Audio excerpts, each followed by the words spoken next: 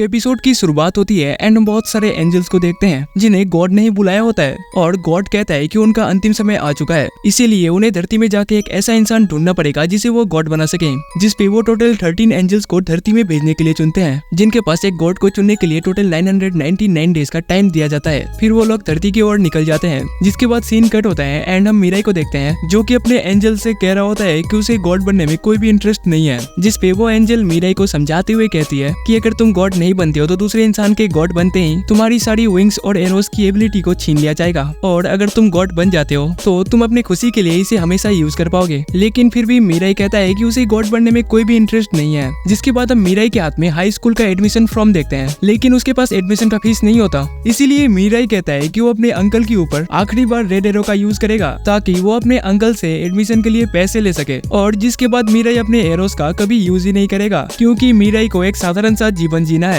इतना कहते ही मीराई का ध्यान टीवी पे जाता है जहाँ एक सेलिब्रिटी होता है और उसके साथ एंजल भी है, यानी कि वो भी मीराई की तरह एक गॉड कैंडिडेट है जिसका नाम है तोनमा, और वो एक साथ में 5 लड़कियों को डेट कर रहा होता है, यानी कि उसने 5 लड़कियों के ऊपर रेड एरो का यूज किया है। जिसपे एंजल कहती है कि रेड एरो को एक साथ में टोटल 14 लोगों के ऊपर यूज किया जा सकता है, और एक इंसान के ऊपर रेड एरो 33 डेज के लिए ही एक्टिव रहता है, फिर वो नॉर्मल हो जाता है। लेकिन विंग्स एरो से भी फास्ट होता है, यानी कि जिसके पास विंग्स है उसे रेड एरो नहीं छू सकती, और एक इंसान के ऊपर एक बार ही रेड एरो का यूज किया जा सकता है। जिसके बाद सीन शिफ्ट होता है एंड हम तोनमा को देखते हैं जो कि बहुत सारी लड़कियों के साथ एक कार में होता है। लेकिन तभी कोई कार का दरवाजा खोलता है एंड उसने एक अजीब सा कॉस्ट्यूम पहना हुआ था, जिसपे तोनमा उसके भी ऊपर रेड एरो का यूज करता। उससे पहले ही वो इंसान अपना व्हाइट एरो निकाल के तोनमा के ऊपर शूट कर देता है, जिससे तोनमा का वहीं डेथ हो जाता है। एंड हमें पता चलता है कि तोनमा के पास बस रेड एरो ही था जो कि अब उस लड़के का हो जाता है। जिसके बाद सीन शिफ्ट होता है एंड अब मीराई को देखते हैं जो कि अपने एंजल के साथ स्कूल जा रहा होता है। लेकिन तभी मीराई का ध्यान उसके फोन पे जाता है जहाँ लिखा होता है तोनमा का डेथ हो चुका है, लेकिन वो कैसे मरा जो कि किसी को पता नहीं चल रहा है। जिसके बाद हमें नेक्स्ट डे का सीन दिखाया जाता है जब मीराई अपने एंजल के साथ शॉपिंग करके आ रहा होता है। तब वो देखता है कुछ लोग एक साथ मिलकर एक बैंक को रॉबरी कर रहे होते हैं। लेकिन तभी कोई वहाँ अचानक से आता है जो कि बहुत फास्ट होता है एंड वो पुलिस के बीच में खड़ा हो जाता है, जहाँ उसे सब लोग मेट्रोपोलिमन कहते हैं क्योंकि उसने मेट्रोपोलिमन नाम वाले टीवी शो का कॉस्ट्यूम पहना हुआ था। जिसके बाद वो सारे पुलिस ऑफिसर्स के ऊपर रेड एरो का यूज करके उन्हें अपने कंट्रोल में कर लेता है। फिर वो बैंक के अंदर जाने लगता है एंड क्रिमिनल को गन चलाने से पहले ही उसका गन पकड़ लेता है और उसके ऊपर भी रेड एरो का यूज करता है। लेकिन तभी वहाँ दूसरा क्रिमिनल भी आ जाता है और गन फायर करता है जो कि उसके फ्रेंड को ही लग जाता है। जिसके बाद मेट्रोपोलिमन अपना व्हाइट एरो को निकालता है और उसके ऊपर शूट कर देता है, जिससे वो क्रिमिनल मर जाता है। और जिसे देख के मीराई शॉक हो जाता है क्योंकि उसके पास भी व्हाइट एरो है। फिर मेट्रोपोलिमन रिपोर्टर के पास आ जाता है और कहता है कि वो इंसानी दुनिया में शांति लाने के लिए आया है और साथ ही साथ अपने 12 दुश्मनों को मारना भी चाहता है, जिनमें से एक को तो उसने मार भी दिया है। जिसे सुन के मीराई डर जाता है और अपने एंजल को उससे दूर जाने के लिए कहता है ताकि मेट्रोपोलिमन उसे पहचान न ले। जिसके बाद सीन शिफ्ट होता है एंड हम मीराई को देखते हैं जो कि बहुत ही ज्यादा डर चुका है। जिसपे मीराई अपने एंजल को कहता है कि उसने मीराई को जो भी विंग्स और एरोस की एबिलिटी दी थी उसे वो वापस ले ले। लेकिन एंजल उसे मना करती है और अगर उसने ऐसा किया भी तो मीराई को मरना पड़ेगा, क्योंकि मीराई को जिंदा रहने के लिए ही ये एबिलिटी मिली है, और अगर एबिलिटी खत्म तो मीराई को भी खत्म होना पड़ेगा, यानी कि मीराई के पास दूसरा कोई ऑप्शन नहीं है। जिसपे वो एंजल्स के बारे में इंफॉर्मेशन लेने लगता है, जिसपे उसका एंजल कहती है कि एंजल 3 टाइप्स के होते हैं, जिसमें से पहला स्पेशल रैंक एंजल जिनके पास wings, red arrow and white arrow तीनों होते हैं, लेकिन ये एंजल बस 3 ही होते हैं। फिर दूसरा फर्स्ट रैंक एंजल जिनके पास विंग्स और रेड एरो होते हैं, और तीसरा सेकंड रैंक एंजल जिनके पास विंग्स और रेड एरो दोनों में से कोई भी एक होता है। इतना कहने के बाद एंजल मीराई को घर पे रहने के लिए कहती है, लेकिन मीराई का कल स्कूल में एंट्रेंस सेरेमनी है, जिसपे मीराई कहता है जब तक एंजल उसके साथ नहीं रहेगी तब तक कोई भी उसे पहचान नहीं पाएगा, इसीलिए वो स्कूल जाएगा।